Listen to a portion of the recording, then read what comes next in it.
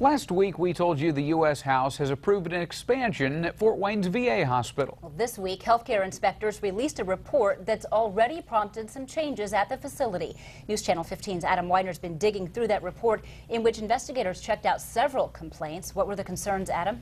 Well, Mark and Heather, according to the report, there were several issues involving staffing and treatment violations. At least one local veteran understands how some of those staffing violations could happen. They're really overwhelmed, I think, with the amount of work that they have to do. Mike Bryan served in the Vietnam War. Like many local Vietnam vets, he goes to the VA hospital for treatment of post-traumatic stress disorder. His visit today, though, wasn't so pleasant. In my particular case, they were actually doing some double booking, and so you'd have two people showing up for an appointment at the same time. He says the problem is a concern among many local vets. Last year, an anonymous complaint spurred healthcare inspectors to take a look at the hospital.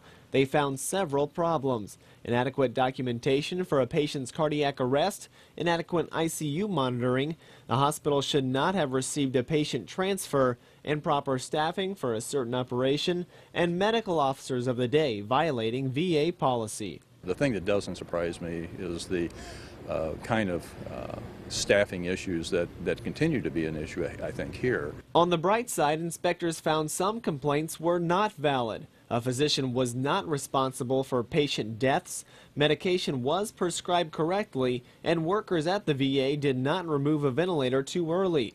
For some veterans, the report is a sign that the VA needs to provide better care.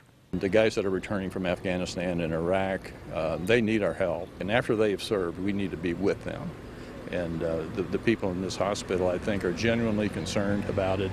I just think that they're just overwhelmed with the amount of work that they have to do. Now, inspectors gave the hospital 5 recommendations. Coming up at 6, hear what the hospital and U.S. Congressman Marlin Stutzman have to say about that report. Adam Widener, News Channel 15.